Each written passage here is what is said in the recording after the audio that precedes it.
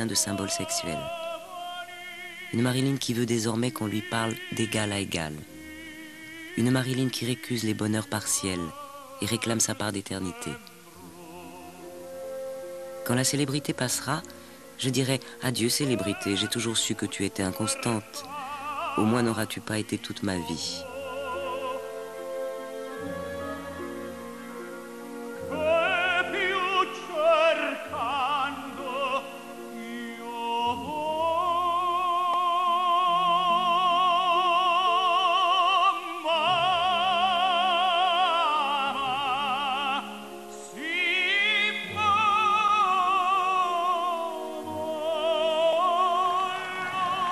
Marilyn revient à Los Angeles une fois le film achevé.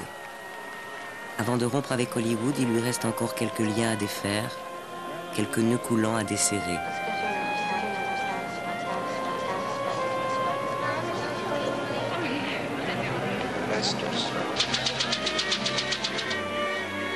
Le 6 octobre 1954, 8 mois après avoir épousé DiMaggio, Marilyn divorce. Elle souligne les graves angoisses et les souffrances morales dont elle a souffert. Elle aurait pu évoquer aussi bien quelques douloureuses violences physiques, car Joe n'est pas plus tendre que bavard.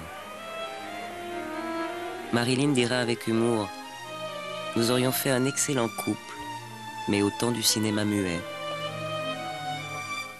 Un mois plus tard, elle est hospitalisée.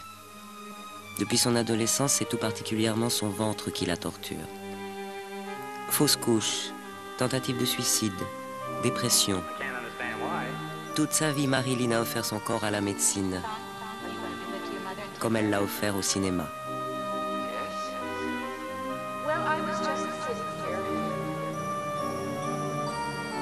Le 23 décembre 1954, juste avant Noël, incognito, perruque brune, lunettes noires, Marilyn décolle de l'aéroport de Los Angeles pour New York, sous le pseudonyme cocasse de Zelda Zong.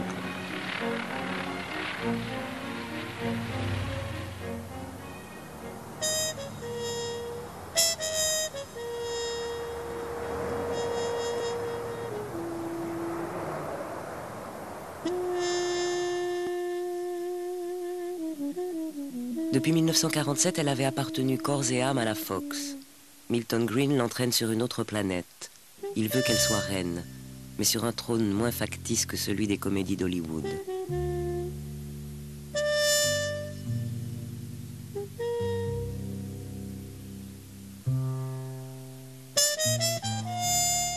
Marilyn aime son ingénuité.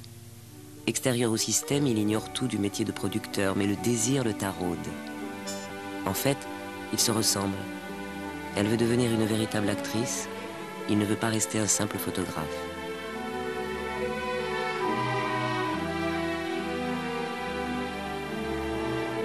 Hébergée chez les Green, Marilyn devient aussitôt auntie pour leur fils, Joss, qui a 1 an. Elle le fait manger, lui donne son bain. Et le soir de la Saint-Sylvestre, c'est elle qui reste avec lui pour que ses parents sortent. New York fascine Marilyn. Elle n'a pour ainsi dire jamais vu la neige, ni observé le changement des saisons. Des Green, elle dit « C'est la seule vraie famille que j'ai jamais connue. » L'épouse de Milton, Amy, pense qu'entre Marilyn et son mari, il y a comme un secret dont elle est exclue. Jamais en tout cas Marilyn ne s'est trouvée aussi belle. Jamais non plus elle n'a connu ce plaisir d'être à son gré anonyme, perdue dans cette ville qui la laisse en paix.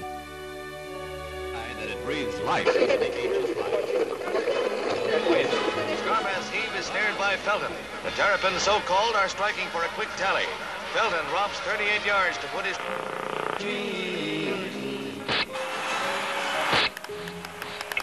Stretch its Ozo, Oscar R.L. and Quick Song. Oscar R.L. that thrilled the world. General Eisenhower humbly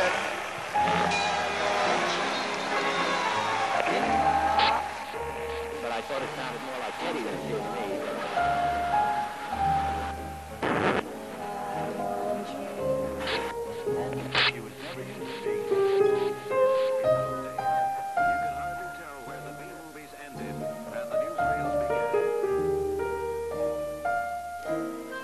Le 7 janvier 1955, Marilyn et Milton créent officiellement les Marilyn Monroe Productions. Ils fêtent l'événement avec 80 personnes triées sur le volet. Ils sont aux anges. À partir de ce jour, ils tourneront des films qu'ils contrôleront du début jusqu'à la fin et ils réaliseront ensemble des profits bien supérieurs au salaire versé par la Fox, pense-t-il. Les producteurs de la côte ouest sont pris au dépourvu et plient devant le coup de force. Ils acceptent de coproduire les projets de la nouvelle société dont Marilyn est la présidente avec 51% du capital. Marilyn new-yorkaise et insoumise à la tête de sa propre société. Est-ce parce que l'événement détonne avec la légende que tout le monde l'a aujourd'hui oublié? À tous, Marilyn répète « J'ai l'intention de devenir une merveilleuse, excusez le mot, actrice de composition. » I would like very much to be a fine actress, a true actress, that's what I mean by fine, a real actress.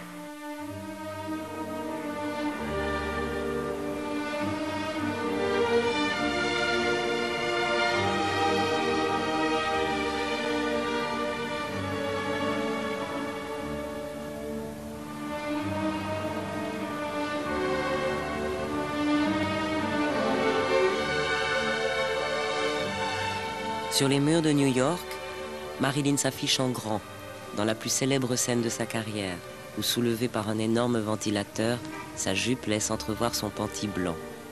Les voitures, comme les passants, s'arrêtent.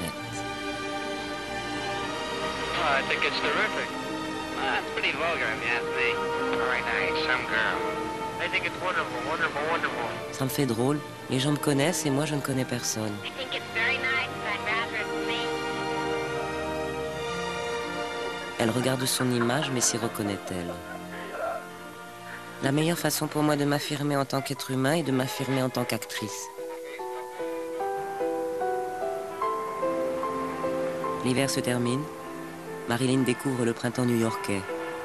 Il suscite en elle un émerveillement enfantin. Le même qu'elle éprouve à ce gala de bienfaisance au Madison Square Garden. Enfant, je ne suis jamais allée au cirque, explique-t-elle.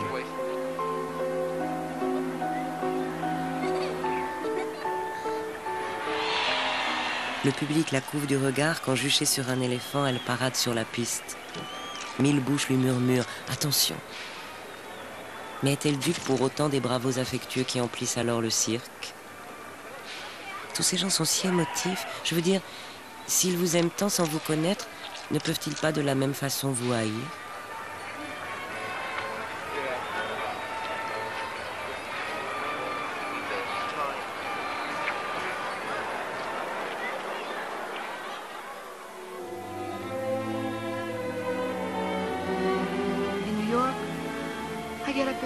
Avec les Green, Marilyn a découvert une vie totalement différente de ce qu'elle connaissait à Hollywood. Une vie structurée, dans une maison organisée. Maintenant, tout en conservant chez eux une petite chambre, elle habite une suite dans un palace new-yorkais. Chaque fois qu'il arrivait à Marilyn de goûter des moments de bonheur, elle se souvenait de la petite Norma Jean. C'était son vrai nom. Et de l'orphelinat où, enfant, sa mère l'avait abandonnée. Ce n'est pas Marilyn qui se prélasse, disait-elle alors, mais c'est Norma Jean. Et je veux que Norma Jean soit à la fête. Quand on lui adressait la moindre critique, quand on lui reprochait par exemple de se donner de l'importance ou de faire des entrées fracassantes, elle répondait que c'était Norma la coupable. Norma qui rêvait d'être remarquée, et pas elle.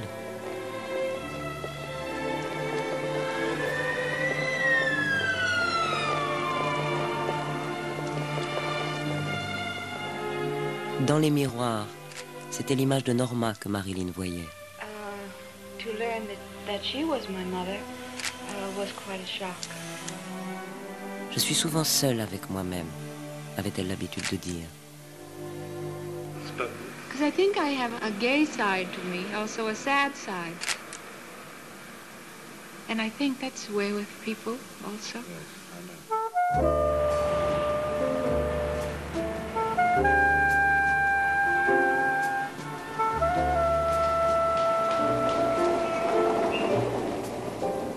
Les photos new-yorkaises du moment la montrent assagie, détendue, ne cherchant pas à séduire plus que de raison l'objectif.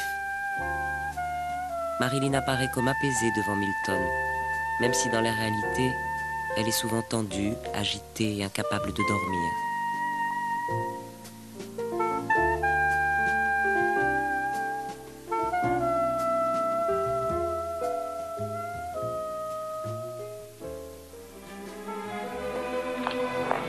Pendant ce temps, elle mène à bien une autre entreprise qui lui tient à cœur, sa psychanalyse.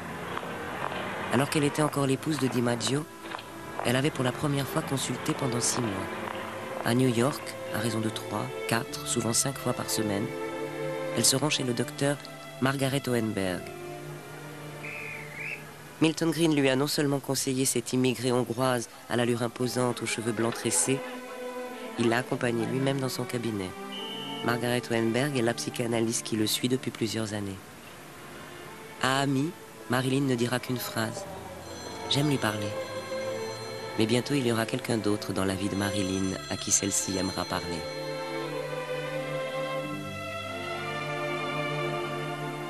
Arthur Miller, qu'elle dissimule encore au monde parce qu'il est marié, mais dont elle se sent déjà assez amoureuse pour se douter qu'il sera son prochain mari.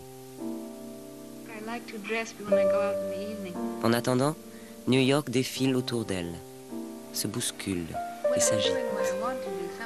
De loin en loin, Marilyn rencontre la presse.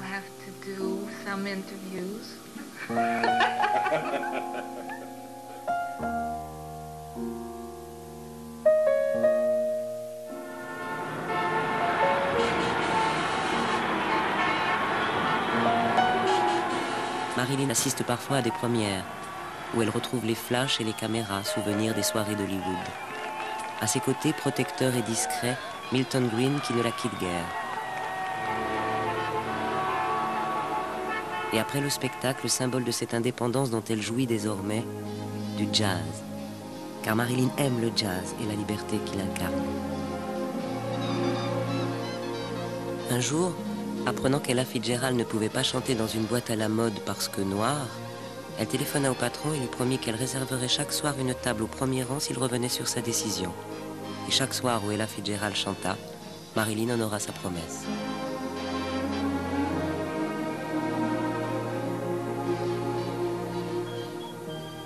La nuit, quand Marilyn l'insomniaque ne pose pas pour Milton, elle lit des poèmes.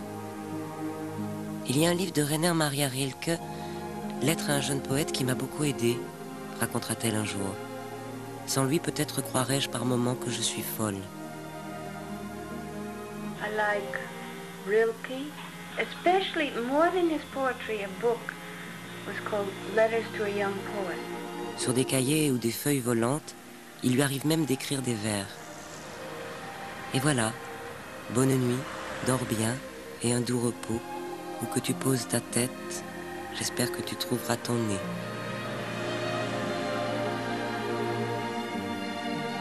« 12 avril 1955.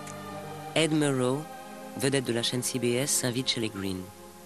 Devant les caméras de télévision, Marilyn est embarrassée. Comment expliquer qu'elle a abandonné Hollywood pour New York? Well, Marilyn, now that you're a New Yorker, how do you like this city anyway? Oh, I love it.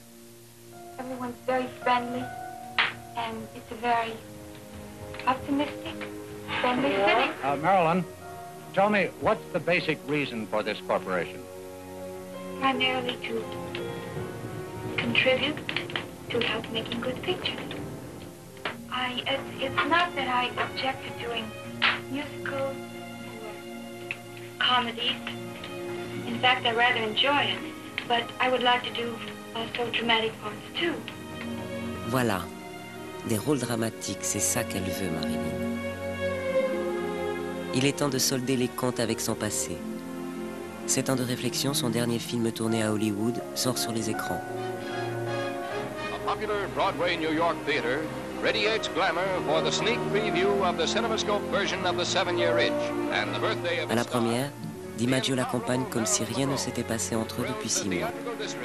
Qui aurait deviné en la voyant ce soir-là, le soir de ses 29 ans, qu'elle allait bientôt subir une fois de plus un avortement, le 13e peut-être, et qu'elle n'aurait jamais d'enfant.